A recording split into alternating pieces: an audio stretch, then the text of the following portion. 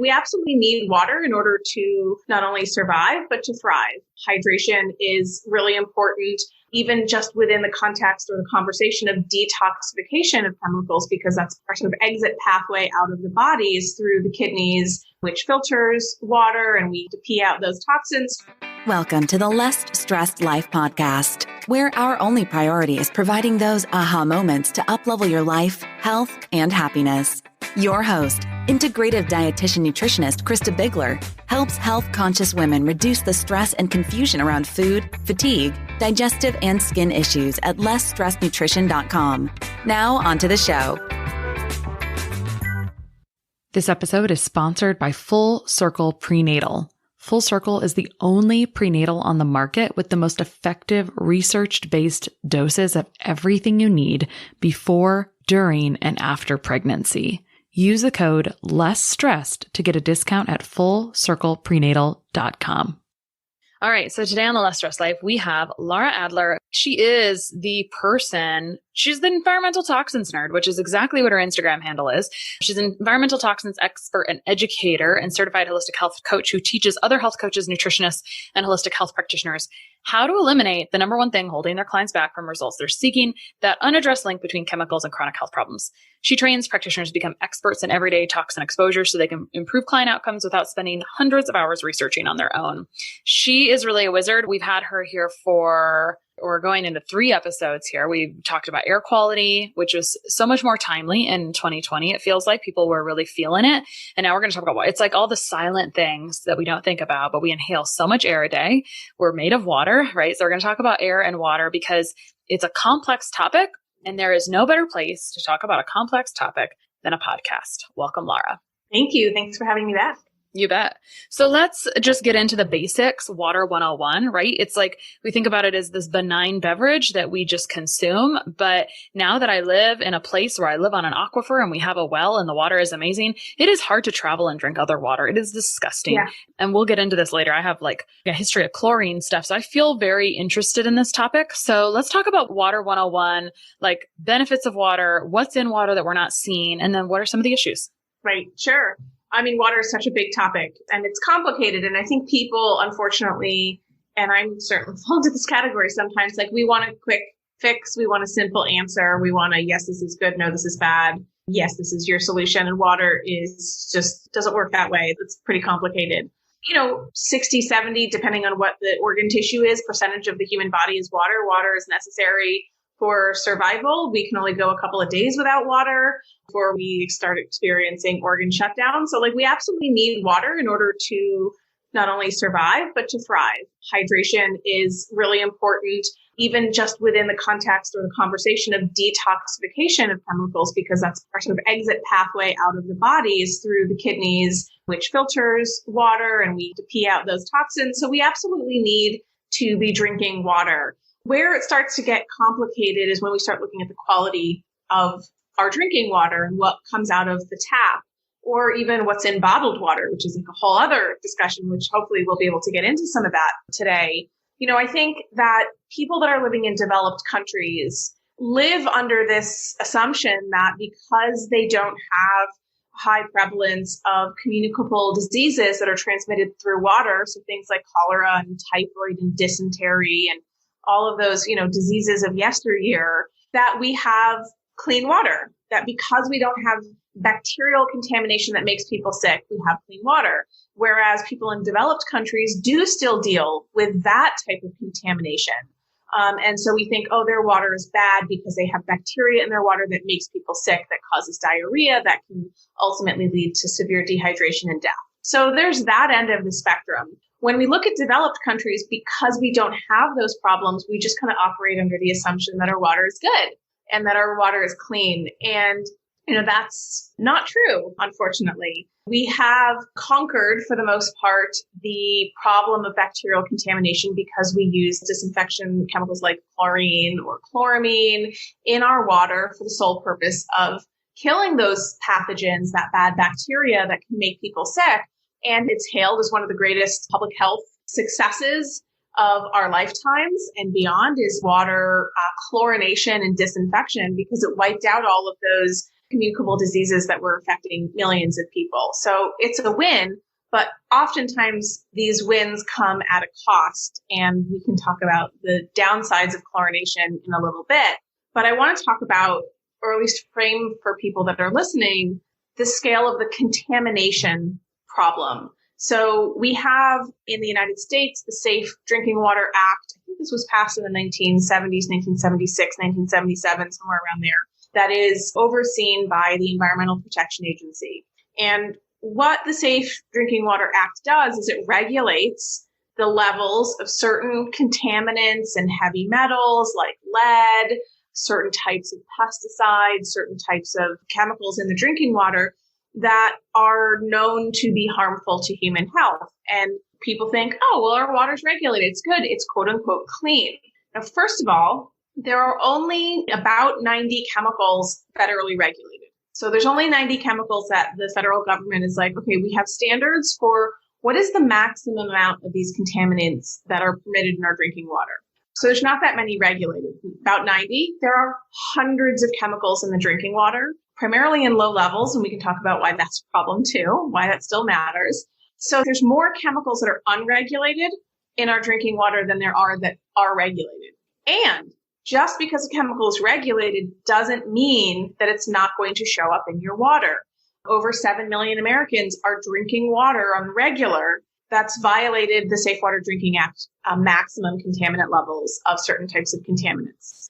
So people are drinking water that doesn't actually pass safety standards, or at least the Safe Water Drinking Act. And so what people are dealing with is this low level, and in some cases, if we're looking at like lead contamination, Flint, Michigan, other cities around the country that have high levels of certain types of contaminants, people are dealing with either low level or high levels of contaminants in their water that aren't being regulated.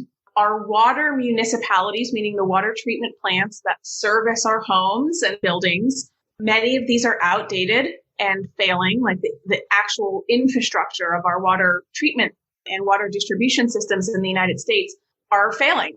They're old. They don't work well.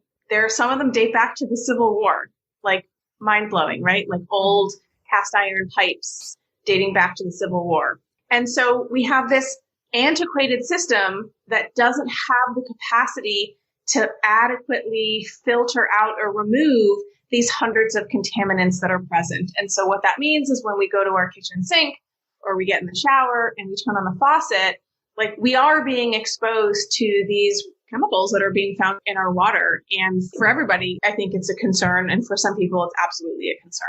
So that's sort of like a broad brush of the scale of the problem. There's millions of people drinking water that violate only the ones that the chemicals that are regulated. And there's millions of more people that are drinking water that has high levels of chemicals that technically, legally are permitted to be there because they're not federally regulated. So under the Safe Drinking Water Act, how often do you have to have, let's say, municipality or city water supplies checked for contaminants? Is there some regulation around that? Yes, and. So it depends on the contaminant.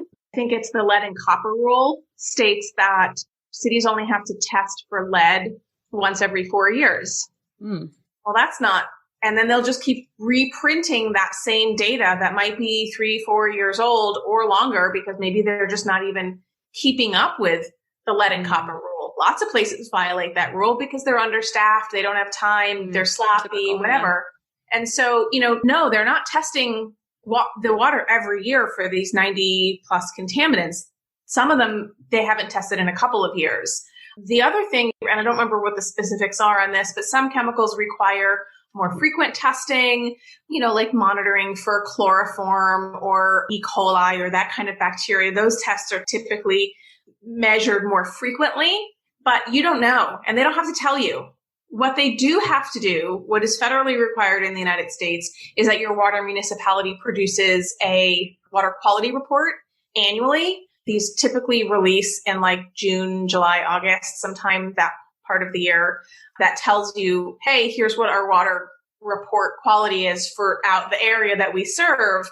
And usually those water quality reports, depending on the relative affluence of the community in which you live, will have more or less information about the water system that you're a part of. And so what I mean by information about your water system is, where does your water come from? Is it groundwater? Is it surface water? Is it from a reservoir? Where is it pumped from? How is it treated? Where is it treated? And then here's what we found in our water. And then here's any warnings that we need to communicate to the public. Now, if you live in a community, if somebody's living in a community that's not very affluent, then you're maybe just going to get like a white piece of paper that's got some tables and charts, and they're going to go, here's what we're federally required to tell you. We're just going to tell you this. We don't have the funds or the resources to produce a 6-page color graphic pamphlet that explains in great detail everything that's happening. So I've seen a lot of variation in the depth of information that's provided looking at different water quality reports from around the country. Some are amazing and give you a lot of information, and others just give you the bare bones. Interesting. You said something earlier, so I'll just reiterate it because it came up, and I told you off air, I've been doing some mineral study, and I do want to talk about mineral content in water as well, but you were mentioning really old infrastructure. And what does water travel through? It travels through either our current fancy, our like up-to-date water transport is PEX pipe, plastic PEX pipe. And then old days, it was copper pipes, right? So sometimes you can be picking up copper from copper pipes. And that's in our homes, right? Yes. That's not in the city underneath the streets and the pipes that bringing water to your house. Right. So it's that infrastructure. Certainly we have housing stock in the United States that has, like you said, copper piping, old piping. People certainly can have fixtures in their kitchen or soldering in the pipes leading up to their house or into their house that contain lead if those houses are old. So that's certainly an issue, right? Definitely.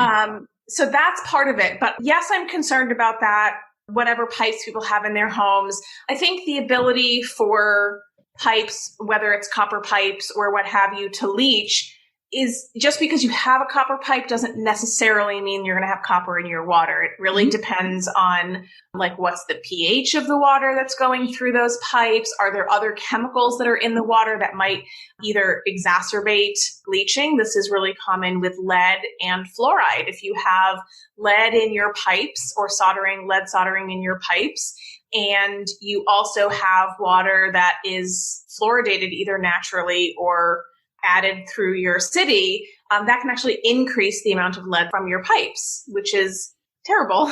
Well, how is water fluoridated naturally? It's naturally there sometimes and not always added? Yeah, because fluorine is an element. And so as an element, it can be found naturally in the Earth's crust. And so if you have, groundwater or some kind of aquifer that happens to have natural fluorine deposits, you can have naturally present fluoride in the water. And some places that don't fluoridate don't do so because there's what they consider to be a sufficient amount of fluoride in the water because of natural deposits. And your water quality report will tell you that. They'll say fluoride, and then it'll say natural deposits or added as a hydrofluorosilicic acid, which is usually the chemical form that's added into our municipal water supply. Okay. Which is not the same thing as the fluoride in your toothpaste, which is sodium fluoride. Okay. So fluoride and chlorine are halogens. And as you said earlier, chlorine is touted as kind of one of our greatest advancements because it's helping with those waterborne illnesses that we see in third world countries. I'd like to talk about what chlorine is. Isn't it just bleach? And if we're disinfecting the water, can we make the conclusion that there's also an impact to our gut and our microbiota? So the research is actually pretty thin on that, although I've read some quotes by people who do study the gut microbiome and have looked at some of the information that's out there that has stated, I don't see why drinking chlorinated water that has chlorine residues could disrupt the gut microbiome, because just like you said, its role is there to destroy and kill bacteria. Its chlorine-based pesticides have been used for decades. They're used less frequently now. In many cases, they're banned because of their persistence, and that's a slightly different conversation than chlorine in our water. And that's only part of the problem, is that it is disruptive to our gut microbiome and very likely also to the skin microbiome, right? So this is where swimmers or people who are swimming in swimming pools that have a lot of chlorine in them often end up with skin issues, eczema, or just really, really dry skin because that chlorine is wiping out the beneficial bacteria that lives on our skin, that is our skin microbiome.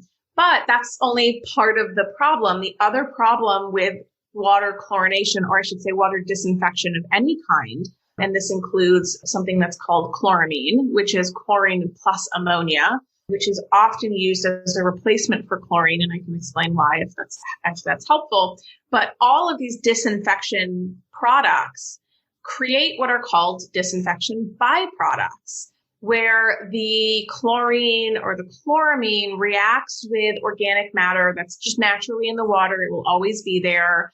The organic matter is not the problem. It is that chlorine or chloramine, these disinfection chemicals, they react with that organic matter and they produce what are called disinfection byproducts. These include a large class of chemicals called trihalomethanes, and trihalomethanes are, for the most part, I mean, there's hundreds and hundreds of them, so I don't know if all of them have been analyzed, but many of them are carcinogens. And your water quality report will tell you what the total trihalomethane count is. And we want that to be as absolutely low as possible. But what's also interesting, people often get these water quality reports in the mail because that's how every house is supposed to get one. And they just kind of look at it and they throw it in the recycling bin, hopefully. No one knows how to read it. And no one knows how to read it. And so what's interesting is almost every, if not every, water quality report will actually have a little box that's a warning that says, if you are a cancer patient or immunocompromised, don't drink the water. Oh, wow. Don't drink it. You shouldn't drink this water, which it doesn't matter how clean your water is. It's going to say that because almost every place in the country is using these disinfection chemicals, and we want them to. We do want our water to be treated in such a way that we don't have these pathogenic bacteria. So there is certainly a risk benefit, but this is really where I encourage people to filter at home because it's really the only way that we're going to be able to have our cake and eat it too, meaning not have bacteria in the water and still have safe drinking water at home. Well, I'd love to know how you feel about my well water and how I should test that. But you were just talking about with trihalomethanes, because yes. I kind of want to ask you 1,000 questions every time you get done talking. But what I have here is a public notice from a municipality, and it yes. says, this municipality exceeds disinfection byproduct standards for drinking water. How perfect that you can decode this because you just basically did.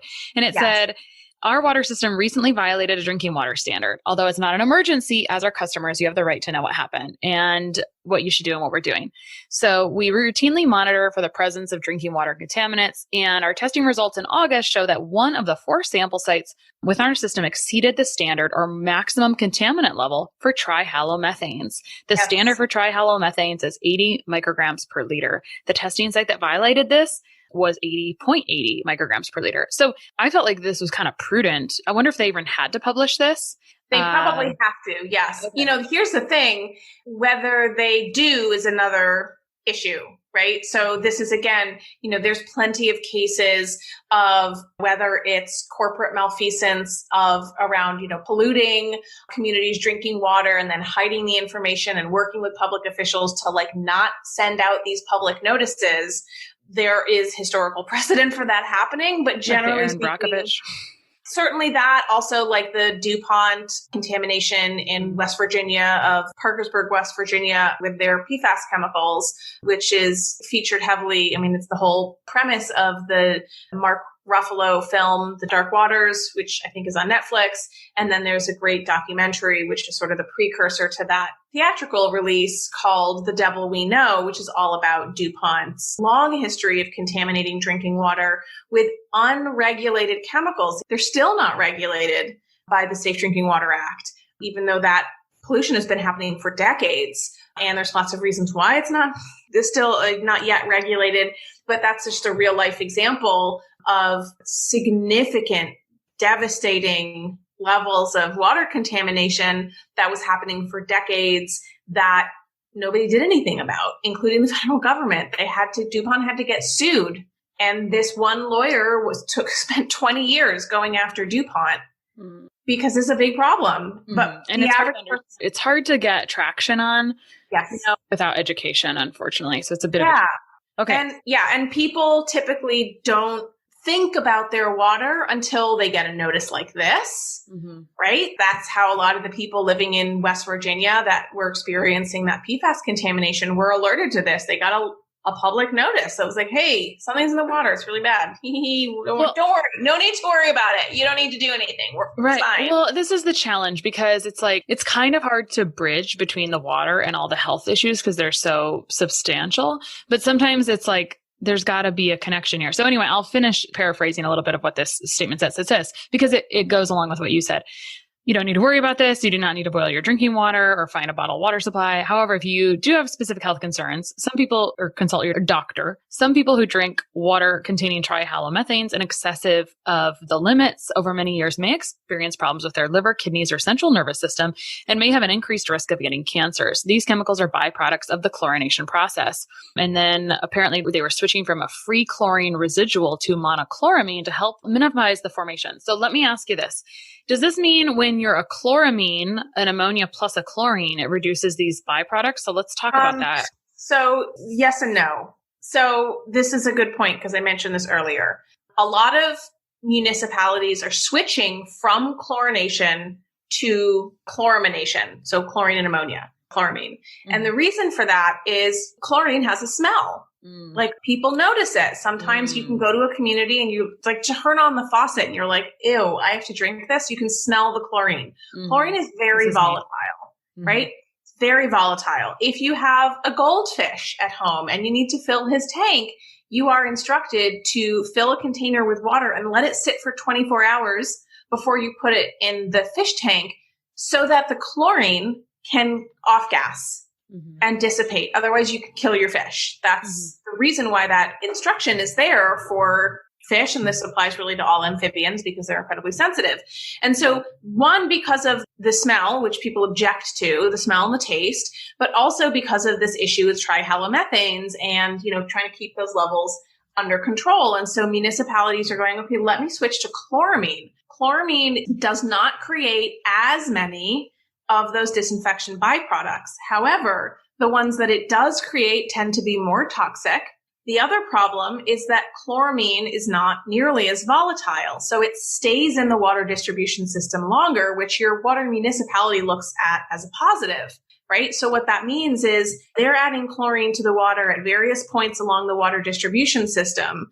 But if the chemical is extremely volatile, by the time it gets to your house, its efficacy of disinfection is going to be minimized. And so chloramine solves that problem because it stays in the water system longer, it stays in the water longer. It also means it's harder to remove. So this is why just gets to the absolute point of why people always ask me, what's the best water filter to get? And I cannot answer that question for them without doing this deep dive into what's happening in your city, because the filters that filter out chlorine will typically not filter out chloramine, right? You need a special type of carbon to reduce or remove chloramine. And your regular activated carbon or your regular Brita filter or whatever won't do the work. It won't do it. And so you have to know, does your city use chlorine or does it use chloramine? Because that will completely inform the type of water filter that you get. Okay. And I know you have a thing for this to help people with it, which I can't wait to get to as well. But so just a dumb kind of obvious question is, you have to call your city and ask them. And what if that person doesn't? How do you validate it? Do you just ask for the water report? Does it say it or not? It will tell you on the water report what is used as a disinfectant. It will tell you chloramine or chloramine. Sometimes it's written as chlorine plus ammonia, which is basically what a chloramine is. It'll present it in one of those two ways. But yes, that's how you know. You can certainly call up your water board or whatever and ask and say, hey. Try to get the same answer multiple times. Yeah. I mean, that's certainly not something that they're going to lie about on their water quality I just report. mean sometimes I feel like sometimes we don't know things, right? Accidentally. Yeah. Maybe it's an obvious thing though that they'll know for sure because it's kind of the biggest thing that they should know.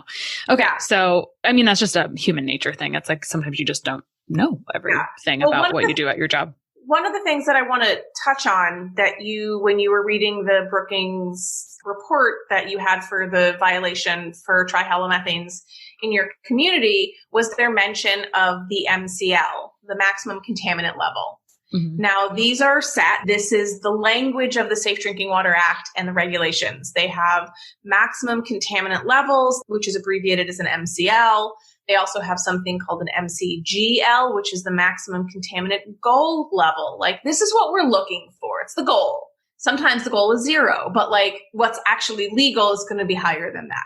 And so what is important to understand is those maximum contaminant level numbers are not health and safety thresholds. They're not. Sure. Right? And here's why.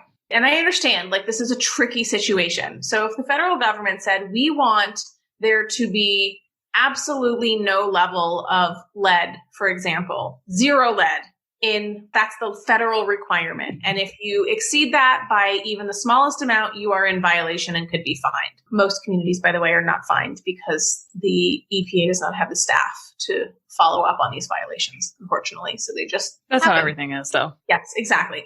And so the problem with that is you have, as I was mentioning earlier, like how affluent your community is. What is the budget for your community? If you have a really old, outdated infrastructure, which many communities around this country have, incredibly old water treatment systems that, they've passed their useful life by 20 or 30 years already. They need to be torn down and rebuilt, but people don't have the $50 million plus it might take to do that. And so if the federal government mandates these really, really strict 0 level or really low levels of contaminants, what you're going to have is all these communities who can't afford to meet the standard. Mm-hmm. They don't have the money to do it. And the federal government sets the standards, but they're certainly not helping states and cities meet the standard, right? And so what happens is we have a negotiation between epidemiologists and the health standards that they would like to see, and then what is financially feasible. Mm-hmm. Right. So that's where we have this difference. People often think, the maximum contaminant level, it's a health standard, and anything below that means it's quote unquote safe, and that's not accurate. So I just want to point that out. And you know what? I think sometimes we're always looking for something to blame. And I think we have this same dynamic in our own households. It's what are my standards? What am I capable and able to do? And that's what I'm going to do. And so a couple other comments. You were talking about chlorine and affecting skin microbiomes. So this is a really big deal to me. I do a lot of skin stuff. I was very affected by chlorine. And I will just mention that for some people, chlorine is useful because they've got this bacterial overgrowth, right? Or short term, or like it's a very recommended thing, this bleach dunk, you might call it. So for some types, it'll help with the clearance. And for some of us, it'll make it worse. Now, I think that's just interesting. Now, we've talked about cancer and skin issues, but there's interactions in the thyroid as well. So before we depart from halogens, I definitely want to talk about the thyroid interaction and what's going on with these halogens, chlorine and fluoride. Yeah. So these chemicals, chlorine, fluorine, bromine, and iodine all occupy the same column on the periodic table of elements called halogens. And all the halogenated chemicals are extremely reactive, and they have very similar characteristics. And what happens is that chlorine, bromine, fluorine, and any chemicals that are derived from that, so chlorinated, brominated, or fluorinated chemicals, displace iodine in the thyroid. And iodine is, I'm sure that you know, and hopefully your audience knows, is sort of one of those Goldilocks elements. Like, we need enough, too much is bad, not enough is bad. And so what happens when we have these exposures to these halogenated chemicals is it pushes out, or it blocks, sort of docking, if you will, of iodine in the thyroid, which can lead to hypothyroid issues, which is a low thyroid hormone. And that in and of itself can be the start or the trigger or the sort of underlying cause of hundreds of downstream health issues, from mood, energy, skin issues, gut issues, hair loss issues, down to things like fertility issues, increased risks of autism and Down syndrome in women that are pregnant or for their children, and developmental neurological issues, because iodine And maternal thyroid during pregnancy is absolutely essential for healthy, normal fetal brain development. And so this is where we have, people talking about, oh, there's fluoride in the drinking water is associated with all these studies that correlate to loss of IQ. Well, that's probably why. It's because it's interfering with maternal thyroid levels and it's causing low thyroid during pregnancy. It's kind of a disconcerting. You're saying there's like a good body of research about that? Of IQ and fluoride? Yeah. Yes. Oh, that's uncomfortable. Yes, it's certainly uncomfortable. And I think, these are not massive, significant loss of IQ points, but what we have to understand is, while a single child might have a loss of 3 or 4 IQ points, or, they lose that potential, when we're looking on a population-wide level, that is massive. That's millions of children. And sort of the downstream of that is we have less productivity, less earning potential, right? Less advancement socially, economically, and in all ways when you have limited IQ. So that leads to all of these other health effects and downstream issues. Yeah, this sucks. Okay. Yeah, our water's not as good as we think it is, guys. Yeah, I had a question about this that I lost here, but it'll come back to me. But, I was just going to mention that from a clinical standpoint, as someone in practice, and also talking to my pharmacist bestie, shout out to you, you know who you are. Once upon a time, she had told me, I just said, what's, most commonly dispensed? And at the time I was working in conventional care where I was expecting it to be like blood sugar or hypertension stuff. And she's like, nope, it's thyroid medication. So it's thyroid medication that's the most dispensed. But yet when I see people clinically, sometimes it's like things have to get horrifically bad before you even move the labs enough. And so some people really do well when you support thyroid before the labs get out of range, which is actually a functional medicine component anyway, is like supporting things before they're a disaster because you already feel crappy. So this is just a side note. Sometimes it's like I have a nurse client right now where it's like her thyroid labs look normal, even on functional ranges, but the symptoms are there. And then we look at her other like adrenal and hormone stuff and it's like, nope, points back to thyroid. So let's just be supportive nutrient wise and other things. So anyway, I just mentioned that it's actually like a giant deal. There's millions of people that are dealing with underactive thyroid that don't know it. I have heard other people that are pharmacists that specialize in this area say that like it's the like most underdiagnosed condition is low thyroid. And there are so many chemicals. I mean, there's lots of reasons, right, why we can have low thyroid, but when we have a environment that is exposing us to dozens of chlorinated, brominated, and fluorinated chemicals in a single day, it's no wonder. Yeah, it does suck. Okay. I have more questions. So, and as a side note, also, there's such a good episode on this podcast with Dr. Christine Marin about postpartum hyperthyroidism, who is a friend of yours and a colleague of mine. And she just does such a beautiful job talking about it and explaining it so well. So check that one out. We can link that in the show notes as well. Okay. So I was talking to a client the other day who's in the deep south. And we think about water going downward. Is there an increase? What else is going on in the deep south water supply versus up north? I don't actually know the answer to that question other than, if there are definitely, I guess it depends on where in the deep south we're talking about. If we're looking at like Gulf region, we absolutely get pesticide runoff that comes down through the Mississippi, right? And that what we see in the Gulf is these zones of eutrophication, which is where like there's just die off. There's no oxygen in the water because all of these pesticides run into these water systems and these algae proliferate and the algae suffocates the surface of the water, covers the surface of the water, sucks out all the oxygen, and you get these dead zones, these eutrophied zones. So there's certainly that is present, and I think would be at least somewhat attributed to that downstream effect. Well, it feels like common knowledge, although it probably deserves some. I wish I had the data here at this moment. But to my knowledge, I think that the Deep South has higher cancer rates for these reasons as well, which I think, I always wondered to attribute it to water. But this would go back to like, where's the water source again? Yes, and this is also where understanding the history of the land that we live on is important. So in southern states, that used to be the seat of the cotton industry and cotton plantations. What we have is a high use of arsenic-based pesticides. Arsenic-based pesticides were really common in cotton plantations.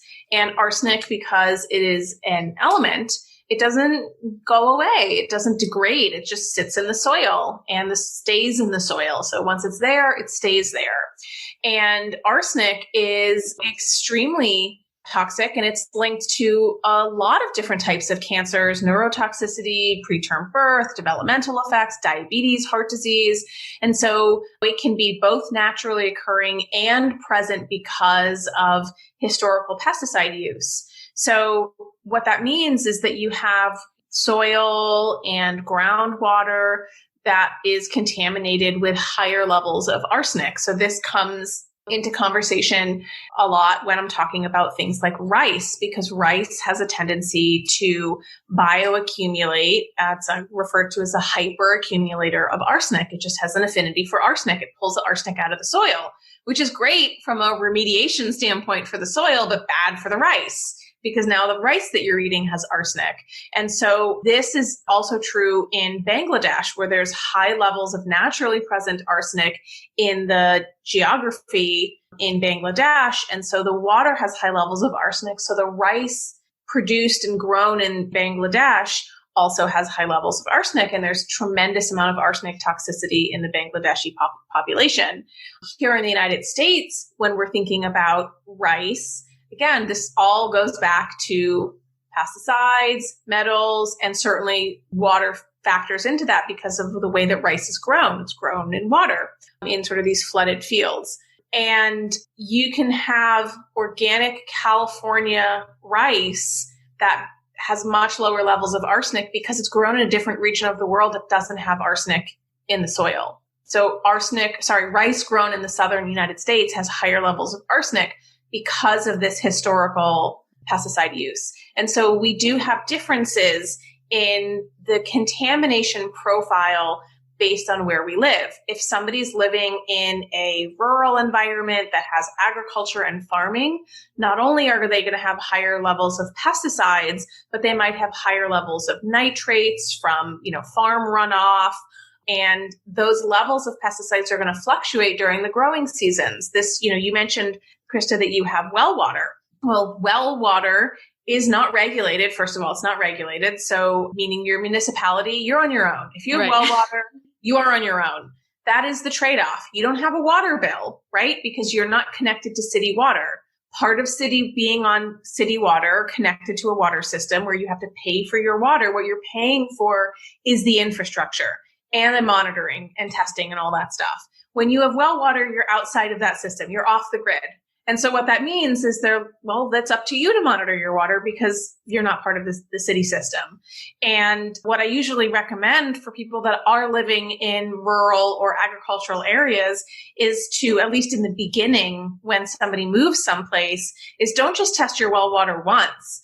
Test it in the spring when pesticide use in the area is going to be higher, and maybe test it in the fall, right? Test it best case, worst case scenario, so that you understand the cyclical nature of what might be in your water.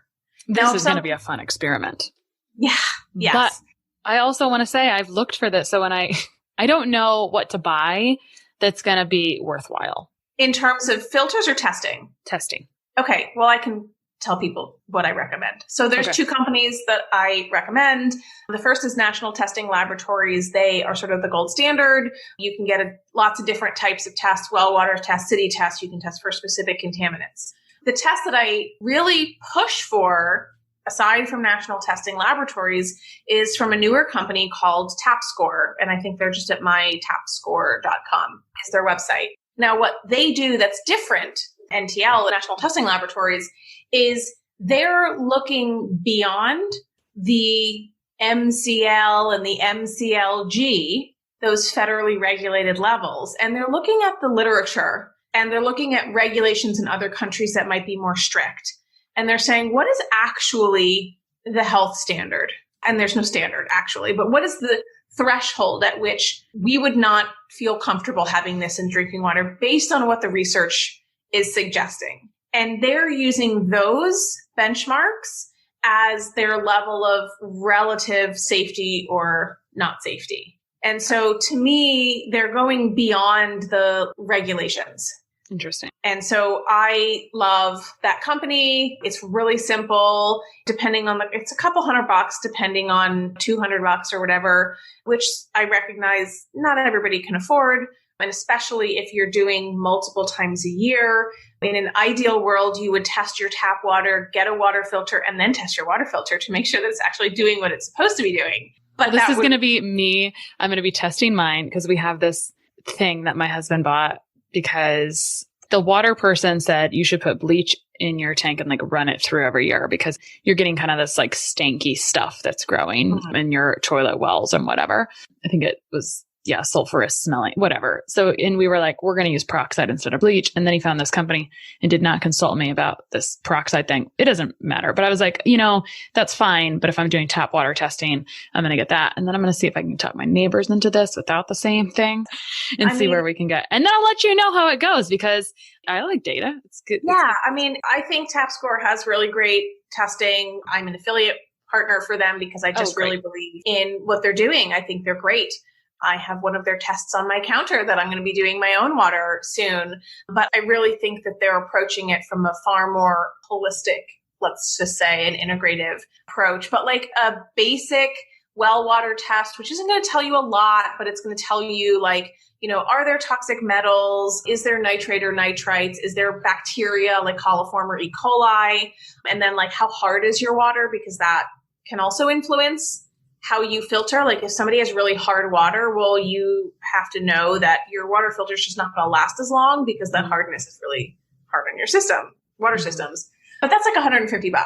And then, you can get extended well water testing that's like over $600 if you really want to nerd out and or are concerned. But they have excellent testing. And then based on the results that you get, they make unaffiliated recommendations. Hey, here are the type of filters and here's some recommendations. We're going to point you in the right direction of like, based on your contaminants, like we think you need this type of reverse osmosis system. Or maybe you don't have that many contaminants and just a basic carbon filter is going to be great. Okay. All right. I only have not that many more questions, but you just said it. So reverse osmosis system. So this is a question from a colleague. When you use an RO system and you buy a mineral replacement tube, is that similar to the mineral content before water going through it or less? Or maybe we just... it's probably more and it's probably different. And the reason for that is, well, the minerals that are naturally going to be present in your water are 100% dependent on what is the geography of where you live, right? So if you look at, or if you've ever tasted Evian bottled water, it's really has a specific taste. It's very different from water of like, Dasani or Poland spring water. And that's because the mineral profile of water in Europe is higher and it's a slightly different profile than what we have here. So like, I think Evian is disgusting. I can't drink it. I don't really drink bottled water anyway, but like anytime I've been to Europe, like I find the tap water to be really gross. And it's mostly because the mineral profile is different than the mineral profile in the United States. And if you look at, again, these bottled waters like Dasani, which is a Coca-Cola product, that water tastes sweet. And it's not because there's sugar added. It's because the mineral profile, they've like intentionally put in minerals that add more sweetness to the water because we have a sweet palate and they're a soft drink company and they want people to have a sweet palate. So the type of minerals in your water is totally dependent on where you live. And, if your water is surface water, meaning it's water that's collected in an aquifer or in a above ground reservoir, then you may not have a very robust mineral profile. If your water is in an underground aquifer, it's groundwater, then you might have more minerals, but that doesn't necessarily mean they're the right minerals or good minerals. So when you're using any kind of mineral replacement product, whether it's a tube or a, drops or whatever, there's companies that sell sort of trace minerals for this purpose, they're giving you just sort of a robust, like, hey, here are the minerals that we think are going to be good for water and just generally good to have. Sometimes those mineral replacement cartridges or tubes that come with RO systems or that you can get as add-ons, I think they refer to it as polishing. They're like, it's just going to polish the taste. And so what that's going to do is, again, they're going to choose minerals that make the water taste really good. So it's not necessarily the same as what was stripped out by the RO system, but in some cases, maybe that's good. Yeah. But I wouldn't worry about that too much. I mean, yes, we do want to remineralize our water. So for me, reverse osmosis systems are last resort, meaning they have downsides, for a couple of downsides. And so, for a long time, I just remember people were like, just get an RO system. RO systems are the best. And I was like, yeah, well, not if you live in California that experiences drought, and RO systems tend to be really wasteful. They waste 1 to 3 to 4 gallons of water for every gallon of water that you can drink, as it uses high osmotic pressure to push that water through a membrane, which is the reverse osmosis membrane, so that you can get your quote unquote clean water on the other side.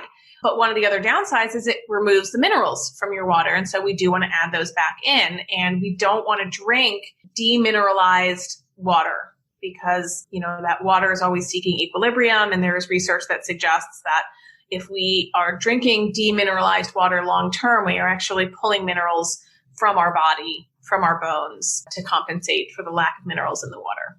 And minerals are a pretty big deal. Another topic, another day. Okay. Really, I think this is my last-ish question. Besides, I want to talk about what you have for helping people with water filters, because that's the question, but it's not the easy answer. But my question really is, so we'd like to brag that, you were just speaking at the Microbiome Labs conference, and Rita Caldwell was there, and she's talking about cholera and water and blah, blah, blah, blah, blah. And anyway, so parasite prevalence. Some people say, there must be more going on in the water than what meets the eye with the amounts of H. pylori we see, et cetera, et cetera, et cetera. So do you have any comments, thoughts? Do you see any research about where we really actually do have stuff in our water sometimes? I mean, we absolutely can get stuff in our water, meaning, whether it's coliform or E. coli or Giardia. I mean, that's more common if you're out hiking in the woods.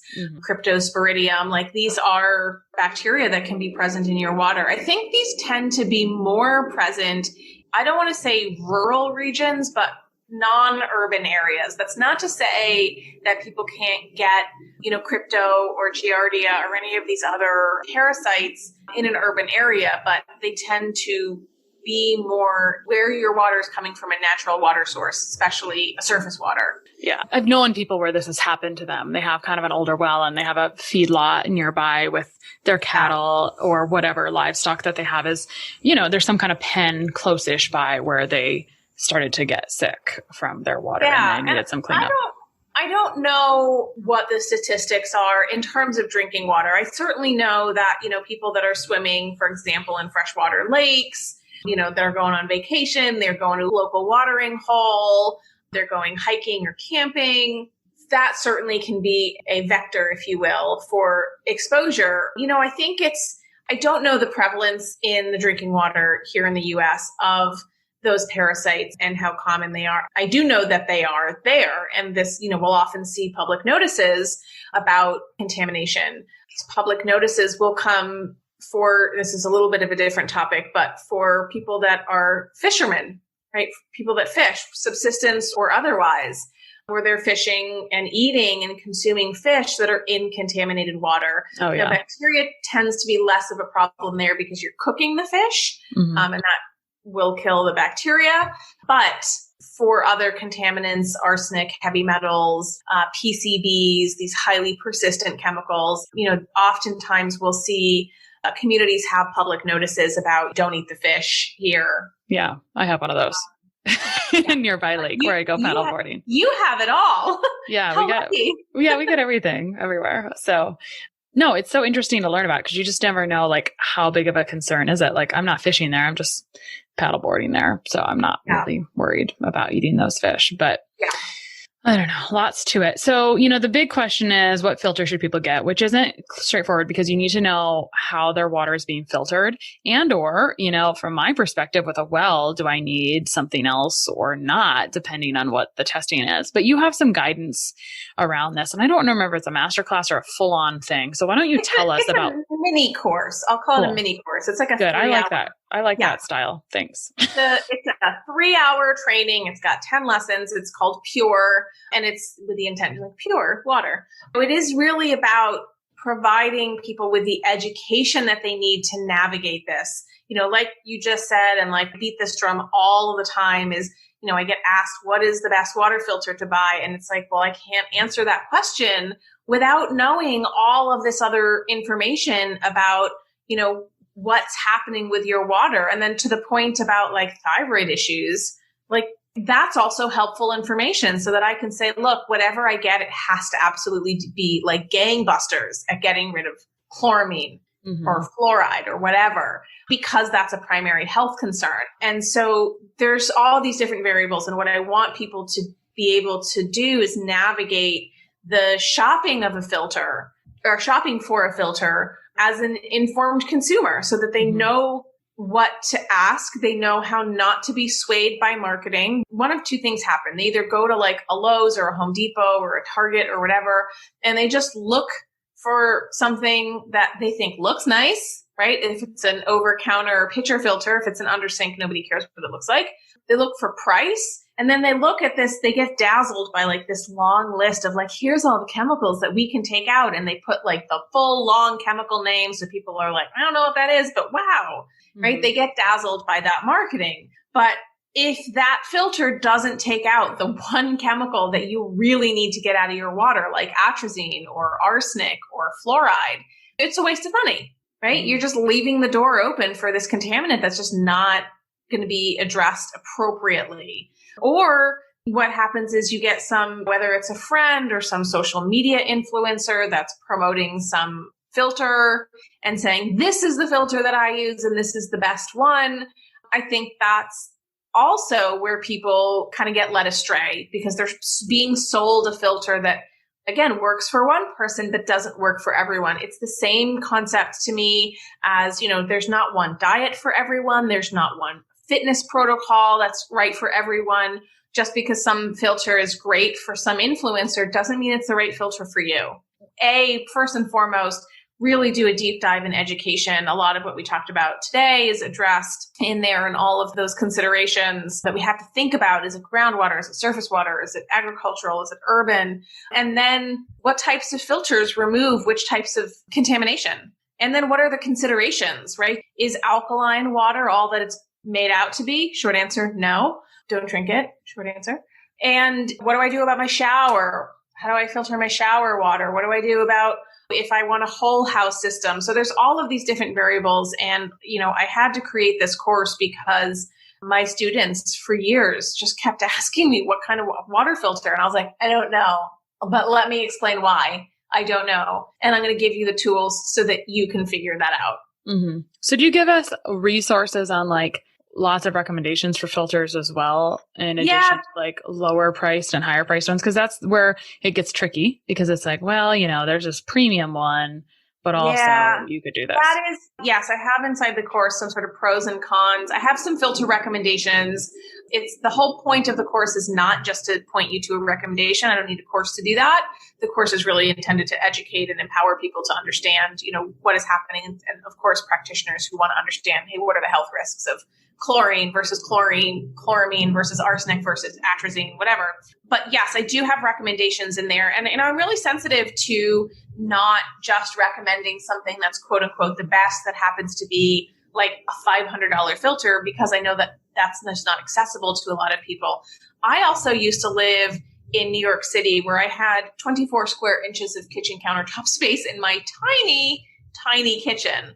So getting some big countertop system or a Berkey filter, which is a great filter, but it's not great for everything. And it would not have been a good filter for me in that situation because I don't have counter space to be putting that.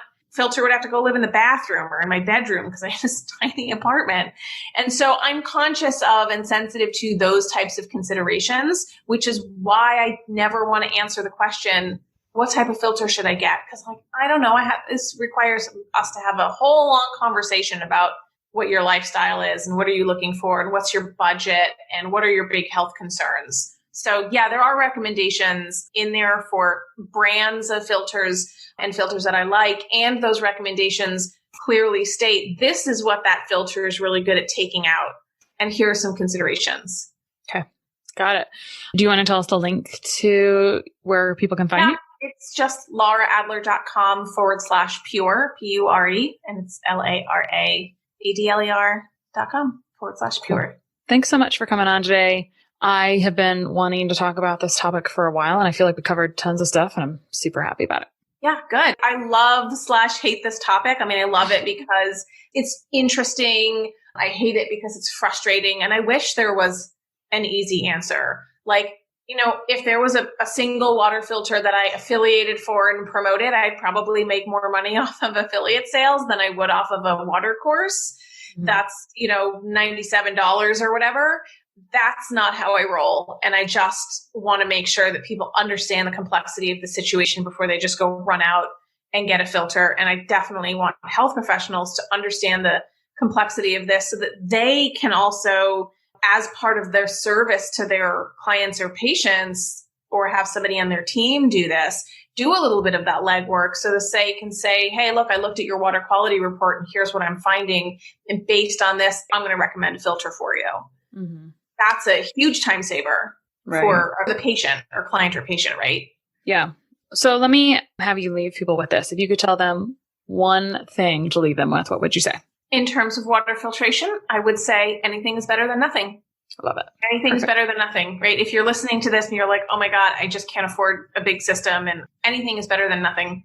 And the more inexpensive your filter is, like if you're using some pitcher filter, just change the filter more frequently. They get gummed up pretty quickly, and we have to remember to change the filters. But anything is better than nothing. Love it. Thanks so much, Lara. Yeah, you're welcome. Water affects the gut microbiota, thyroid health, and these things can also impact fertility. Ensuring you have a high-quality prenatal on board to carry you through some of the tough stuff our bodies have to deal with day to day while trying to grow a small human helps. As you probably know, the supplement industry is absolutely unregulated, and picking a good product boils down to really understanding the integrity behind the company, creator, and their commitment to quality and purity. Unlike the majority of prenatal supplements, Full Circle Prenatal is manufactured in a facility that is Good Manufacturing Practice certified by the FDA, and each batch undergoes rigorous ingredient testing, including independent third-party testing to ensure it exceeds even the strictest standards for heavy metals, allergens, and other contaminants. As a long-time private practice functional medicine registered dietitian and mother, Full Circle Prenatal creator Ayla Barmer has a deep knowledge on the needs and challenges of women before, during, and after pregnancy. You can feel confident in the years she's spent curating the best forms of nutrients for Full Circle in dosages that actually align with the research. For a deep dive on how you can make a perfect prenatal, check out episode 96 of The Less Stressed Life, Makings of the Perfect Prenatal with Ayla Barmer, MSRD. And if you're ready to support yourself with the best prenatal on the market, head over to fullcircleprenatal.com to learn more and use the code LESSSTRESS to get a discount on your order. One of the best gifts you could give us at The Less Stressed Life is your feedback. We are paid in podcast reviews. If you enjoyed this or any other episode, please leave us a review. In the iTunes store or from your podcast app, just search for Less Stressed Life as if you're not already subscribed. Click on the banana face image, scroll to the bottom where it shows the text of other reviews, and write a review. While you're there, hey, make sure you hit subscribe. For Android or Stitcher users, you gotta go to the desktop site and search for Less Stressed Life, and then scroll down to leave a review. Stitcher doesn't load Apple reviews on their site, so if you want, you can leave a review in both places. Your feedback means a lot to the success of the show. Thanks so much for taking the time to do that. You rock.